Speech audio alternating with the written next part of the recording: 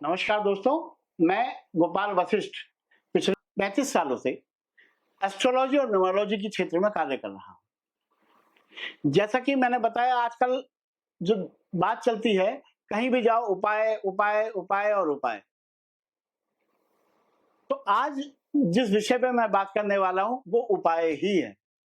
मैंने कहा क्यों ना आपको एक ऐसा उपाय दिया जाए जिसे कोई भी कर सकता है। उसके लिए आपको किसी ज्योतिषी के पास जाने की भी जरूरत नहीं है, किसी न्यूमरोलॉजिस्ट के पास जाने की जरूरत नहीं है।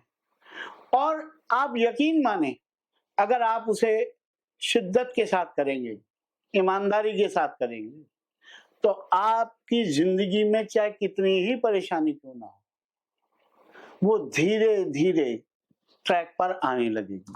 भैया, ऐसा मैं नहीं कह रहा हूं, हमारे शास्त्र कहते हैं, सनातन धर्म कहता है। तो आइए बात करते हैं उपाय की।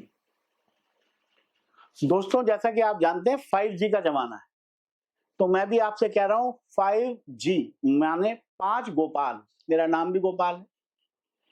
5 गय को आपने याद करना है और उसमें से कोई भी एक जी को आपने अपने जीवन में आत्मसात कर लेना है। तो वो 5 जी कौन से हैं? पहला है गाय, दूसरा है गंगा, तीसरा है गुरु, चौथा है गायत्री और पांचवा है गीता। जी हाँ दोस्तों, पहला मैंने बताया गाय। अगर आप अपने जीवन में एक नियम ले लेते हैं कि मैं निस्वार्थ भाव से गाय की सेवा करूंगा, जो भी आप में सामर्थ्य है, जिस भी लायक आप हैं, आप पे परमात्मा ने पैसा दे रखा है, तो गौशाला में सेवा करिए, अच्छा दान दीजिए। नहीं तो कम से कम इतना तो कर ही सकते हैं कि जो आप रोटी खाते हैं, अपनी रोटी में से एक रोटी गाय के लिए निकाल सकते हैं। गाय को पानी पिला सकते हैं, जल की व्यवस्था कर सकते हैं, गौशाला में जाकर के कुछ समय वहां सेवा दान दे सकते हैं। इसमें तो कोई पैसा लगता नहीं, लेकिन आपने निस्वार्थ भाव से गाय को पकड़ लेना है कि आपको ये मान के चलना है कि मेरे जीवन का उद्धार तो ये गाय ही करेगी। अपनी कमाई का कुछ हिस्सा आप गाय की सेवा में लगाना शुरू कर दें, आपका उद्धार होने लगेगा। दूसरा मैंने बताया गंगा। जैसे कि हमारे प्रधानमंत्री ने भी एक योजना शुरू की हुई है, गंगा सफाई। आप पूर्णमासी अमावस्या को यह नियम ले सकते हैं कि मैं गंगा स्नान करूंगा। दूसरा, जहां जहां भी गंगा सफाई का अभियान है या जल की सफाई का अभियान है या जल के बारे में कोई भी कार्य है, उसमें अपनी सेवा दे सकते हैं। तीसरा, गुरु। आप अपने जीवन में गुरु धारण कर सकते हैं।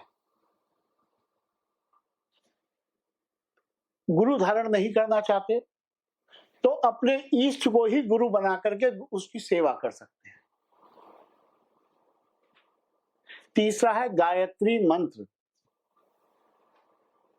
हमारे शास्त्रों में कहा गया है कि गायत्री मंत्र जो है वो हमारे पापों का नाश करता है। अगर आप किसी भी तरीके से, किसी भी उपाय से आपको रास्ता नहीं मिल रहा है, गायत्री की साधना शुरू कर दें, गायत्री मंत्र का जाप शुरू कर दें, आपको लाभ निश्चित मिलेगा। और पांचवा है गीता, भगवत गीता। भगवत गीता का प्रचार करें, भगवत गीता को सुने, भगवत गीता में को मनन करें, अपने जीवन में धारण करें भगवान कृष्ण के उपदेशों को। जीवन में उद्धार होना निश्चित है। अब आप में से बहुत सारे लोग ऐसे होंगे जो विदेशों में रहते होंगे, कोई कहेंगे साहब हमारे साथ तो ये समस्या है, हम ये नहीं कर सकते, कोई कहेगा साहब हमारे साथ तो ये समस्या है, ये नहीं कर सकते, क्योंकि एक्सक्यूज का तो कोई हल है ही नहीं। तो एक ऐसा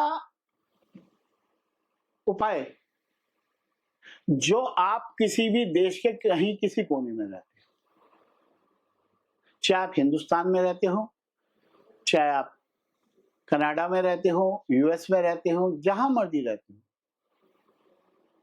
हर देश में, जैसे आप भारत की बात करते हैं, भारत में गवर्नमेंट ने हमारी एक फंड बनाया होता है, प्रधानमंत्री रिलीफ फंड। हमें इस बात से मतलब नहीं है कि वो प्रधानमंत्री कौन सी पार्टी का है, हमें इस बात से बिल्कुल कतई लेना देना नहीं है, चाहे वो किसी भी पार्टी से ताल्लुक रखता हो, हमें कोई उससे मतलब नहीं। हमने प्रधानमंत्री रिलीफ फंड में अपनी कमाई का हिस्सा दान करना है। मैं ऐसा क्यों कह रहा हूं? ऐसा इसलिए कह रहा हूं क्योंकि प्रधानमंत्री, किसी भी देश का प्रधानमंत्री हो, जब आपदाएं आती हैं तो उसी रिलीफ फंड से उन आपदाओं के अंदर वो पैसा जो है डिस्ट्रीब्यूट होता है। अब वो होता है नहीं होता है, हम उस विषय पे नहीं जाएंगे। कुछ लोग कहेंगे नहीं वो तो गलत करते हैं, भैया हमने गलत सही का बिल्कुल ध्यान नहीं देना, हमने तो अपना कर्म ठीक करना है। हम हर जगह आपदा में जाकर के कार्य नहीं कर सकते, तो हमने एक ऐसा चुना जो हमारा देश है, उस देश का प्रधानमंत्री रिलीफ फंड है। अगर हम उस फंड में भी अपनी कमाई का कुछ हिस्सा दान देते हैं तो भी आप देखेंगे आपका जीवन धीरे धीरे ट्रैक पर आना शुरू हो जाएगा। तो मित्रों, मैं अपनी वाणी को यहीं विराम देता हूं। आपको यह उपाय कैसा लगा और आपके जीवन में कैसा, आप कमेंट में जरूर लिखें। धन्यवाद।